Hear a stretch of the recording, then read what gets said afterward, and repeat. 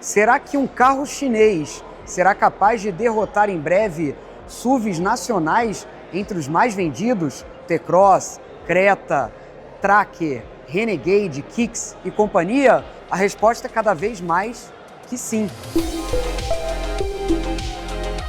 Esse aqui do meu lado é o GS3, novo SUV compacto de entrada da GAC. Está chegando às lojas nesse mês de março, com preços bem agressivos para concorrer no segmento que mais emplaca aqui no Brasil de SUVs compactos. Ele tem uma grande vantagem que já começa pelo tamanho. A gente tem um SUV de 4,41 metros, com 2,65 metros de entre-eixos. Ele é bem imponente aqui por fora. Visual desse carro, sem dúvida, é um ponto altíssimo. Dá uma olhada, ele lembra até um pouco os carros da Peugeot. Essas luzes diurnas, de LEDs aqui, fininhas, e essa grade grande, ela tem um formato diferente, um ângulo negativo aqui, deixando o escudo da GAC em destaque. Essa versão, olha, tem pintura fosca, outro detalhe que chama bastante a atenção. Desenho desse carro bastante geométrico, ele tem vários vincos aqui nas chapas, pelas laterais, capô, aqui nos espelhos retrovisores, ele vem aqui da mesma forma e é um carro moderno. A gente tem aqui, olha, as maçanetas retráteis, quando a gente se aproxima, elas destravam e vêm para fora, e também um visual que vem imponente, chamando a atenção. Por exemplo, destaque aqui, rodas aro 19, com um acabamento também fosco. Uma coisa que eu gostei na parte traseira é esse detalhe em preto brilhante aqui que dá o efeito do teto flutuante. Principalmente aqui, para mim, o grande destaque, lanternas. Olha só o estilo todo recortado, iluminação full LED, desenho bem geométrico. Esse carro tem a traseira alta, meio bojuda aqui, meio arredondada, e temos aqui a abertura elétrica da tampa, algo que nem todo SUV compacto tem. Agora, o porta-malas, pessoal, talvez seja aí um ponto fraco do GS3. São 341 litros no compartimento, mas pelo menos temos aqui um step temporário, aquele que você tem que rodar até no máximo 80 km por hora para chegar até o borracheiro. Muito carro chinês aqui no Brasil não tem um step temporário e vem com um kit para você encher o pneu numa emergência, o que não é nem sempre muito legal. Vamos dar uma olhada no interior, mas olha só uma curiosidade aqui do GS3.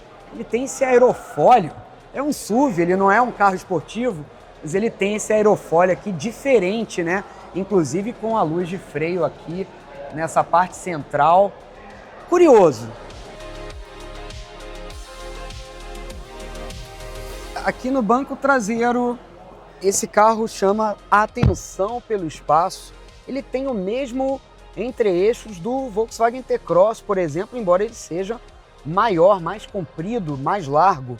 Mas aqui dentro, o que chama atenção, para começar, esse carro aqui é a combustão e logo mais eu vou falar para vocês como é o motor. Mas ele tem o assoalho plano, o que dá uma amplitude aqui a bordo. O banco aqui está ajustado para mim. Veja como ele tem um bom espaço para pernas, também um bom espaço para cabeças.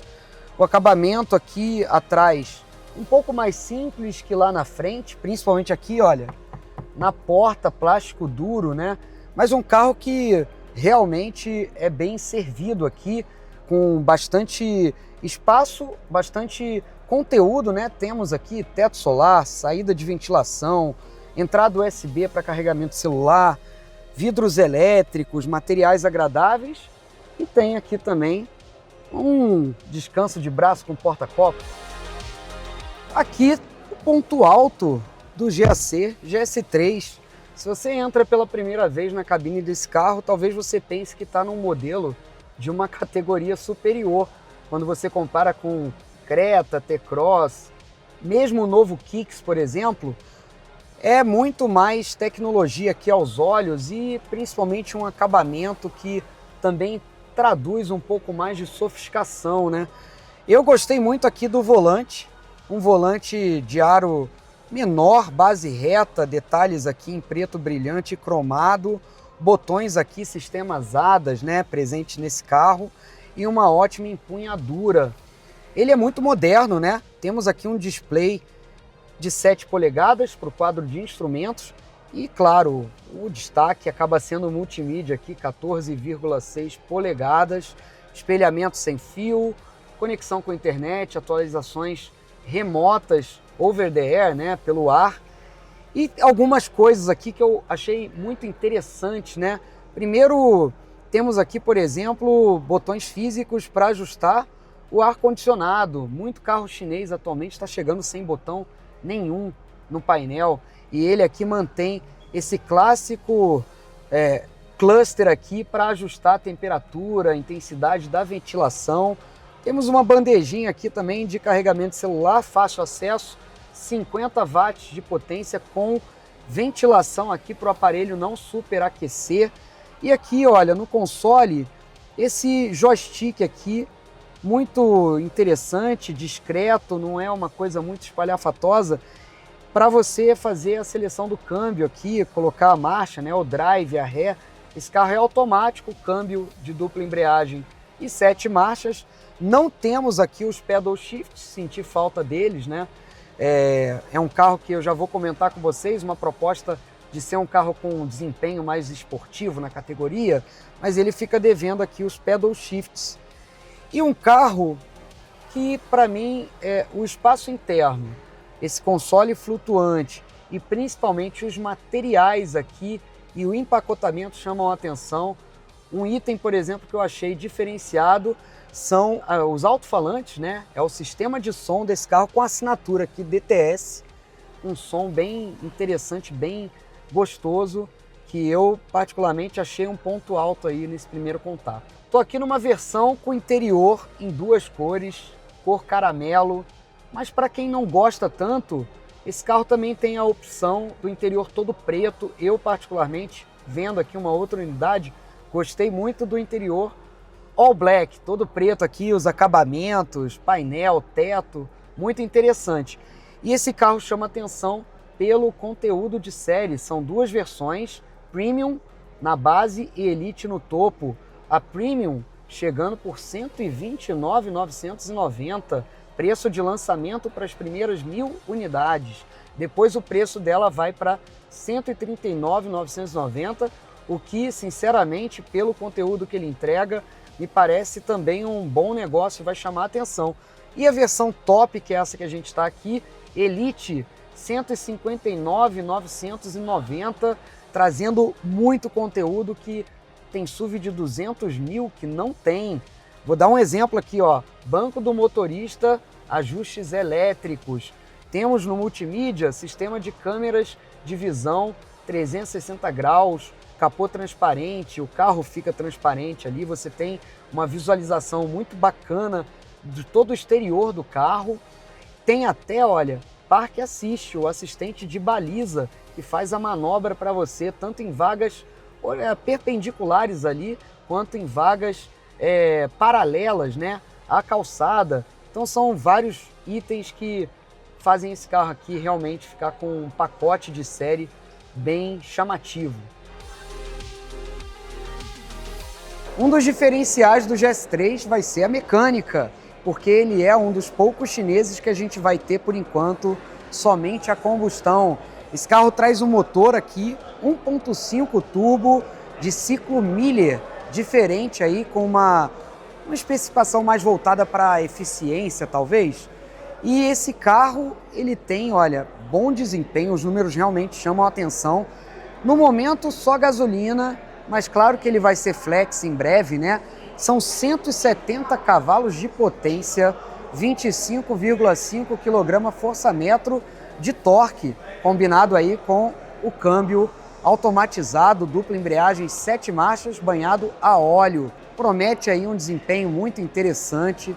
A GAC está anunciando um 0 a 100 em 8,1 segundos. Um número aí para fazer frente e ficar à frente de Volkswagen T-Cross, Volkswagen Nivus e outros modelos aí da categoria.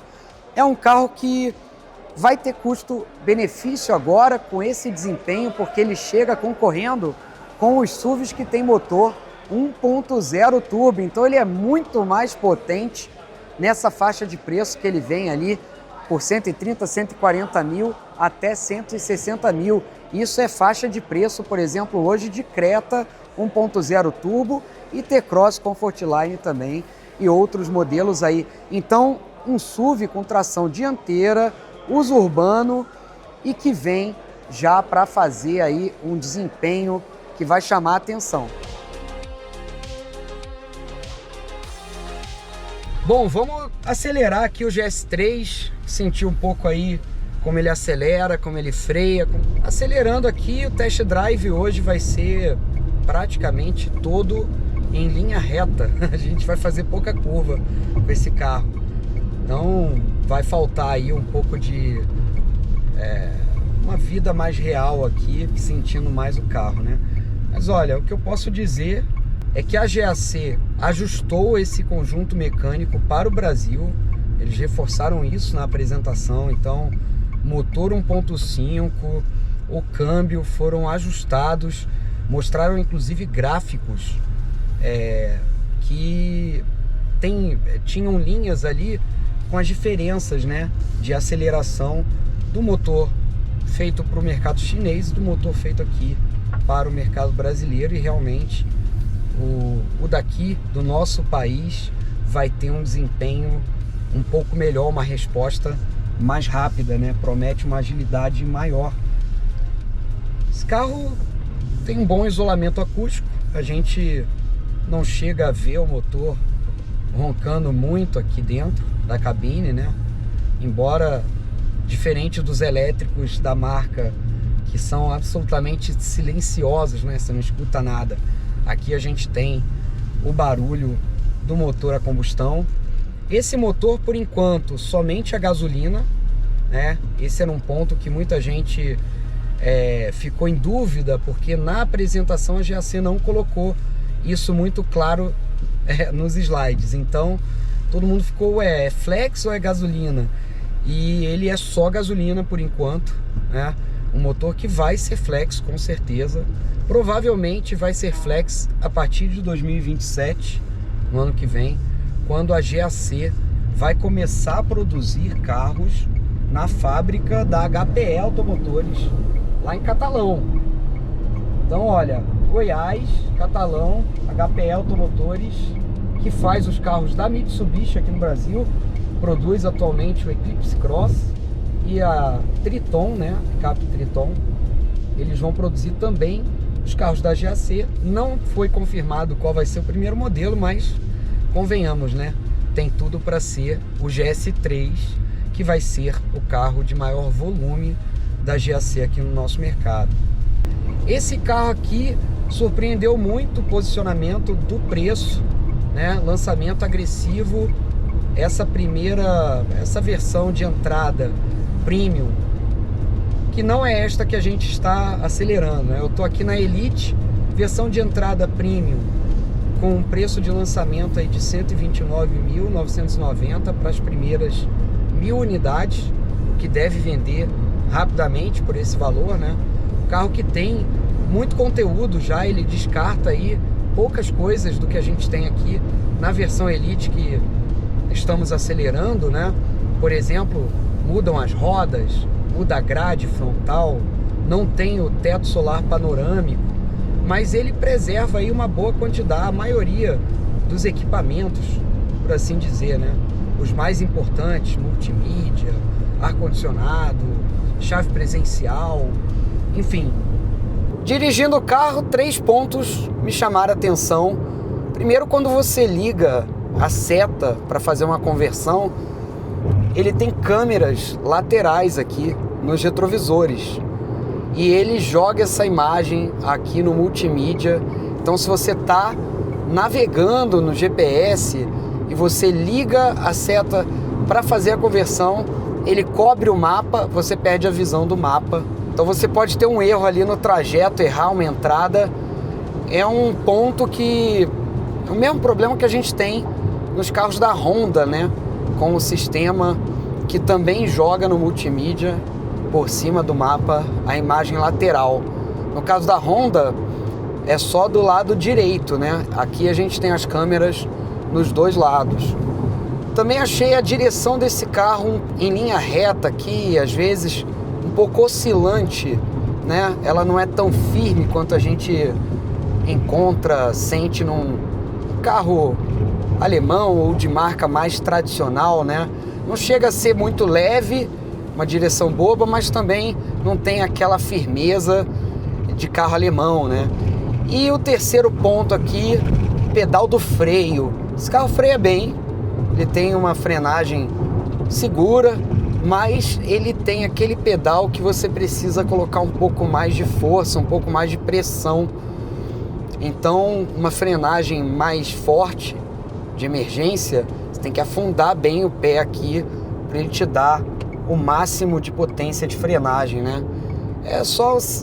São detalhes, né? No primeiro contato, primeira experiência aqui com o GAC, depois a gente vai receber o carro para teste no Motor1 e vai tirar a teima aí, sentir um pouco mais, um pouco melhor, né? Foi realmente um test drive hoje muito limitado, mas um carro que aparentemente foi bem ajustado para o Brasil. Ele não é um carro chinês que veio direto para o nosso mercado. Ele recebeu realmente boas calibrações aqui para chegar bem preparado aqui para o nosso público.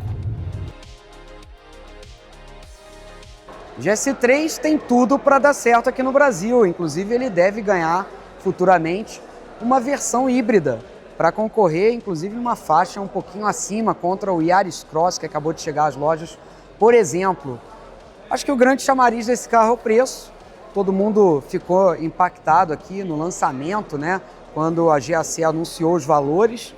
E ele realmente tem um tamanho que me parece mais adequado hoje quando a gente fala de SUV compacto, né? Um SUV ali com 4,40 metros, considerando que a gente está recebendo vários SUVs menores agora, o segmento está se expandindo. Será que o brasileiro vai comprar esse carro, vai abraçar a GAC? Ele tem tudo para ser produzido também na fábrica de Catalão, com a HPE, nessa parceria que foi anunciada aqui no evento também, e vai começar em 2027 com a montagem de carros aqui no Brasil, lá em Goiás, numa fábrica que hoje faz Mitsubishi, né? Faz o Eclipse Cross e a picape Triton. Olha, GAC com esse carro tem grandes chances de ganhar muito volume e chamar muita atenção nas ruas aqui do Brasil. Você curtiu? Você compraria o GS3? Conta aqui para mim nos comentários. E se você não é inscrito ainda no canal do Motor1, já se inscreve e ativa o sininho para receber as notificações e todos os novos vídeos. Valeu!